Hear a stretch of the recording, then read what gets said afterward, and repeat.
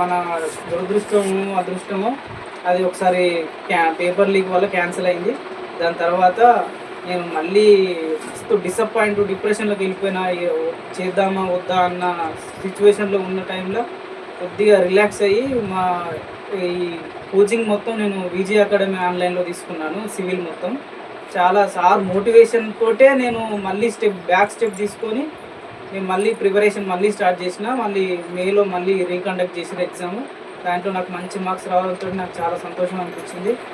అప్పుడు అక్కడ ఏడబ్ల్యూ కోచింగ్ మాత్రం విజయ అకాడమీ ఆన్లైన్లో తీసుకున్నాను. బయట కోచింగ్ ఇన్స్టిట్యూట్లో ల్యాక్స్లో ఉంటుంది కాబట్టి ఆ సార్ ఏంటంటే పూర్ పీపుల్కి ఈడ స్టడీ అందాలనే ఉద్దేశంతో ఒక ఆన్లైన్ సిస్టమ్ తీసుకొచ్చి మనం తక్కువ ధరలో ఇద్దాం, కంటెంట్ మంచిగా ఇద్దాం అనే ఉద్దేశంతో సారు ఓన్లీ లైఫ్ టైం నీ జీవితాంతం ఏ జాబ్ కొట్టాలన్నా నీకు 10,000కు ఓన్లీ నువ్వు ఒక జాబ్ కొడదామని అనుకుంటే ఒక 3,000 చిన్న సబ్స్క్రిప్షన్ తీసుకుంటే నీకు జాబ్ కొట్టేంత వరకు ఒక 3,000తోటి నీ లైఫ్ మారేటట్టు మన పేదరికంలో ఉన్న వాళ్ళకి కూడా అందేటట్టు పెట్టింది విజయవాడ సార్.